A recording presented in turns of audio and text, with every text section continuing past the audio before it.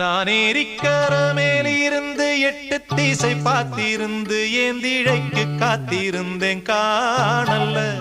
மணி 7 8 ஆன பின்னும் ஊரடங்கி போன பின்னும் சோறு தண்ணி வேணும்னு தோணல்ல.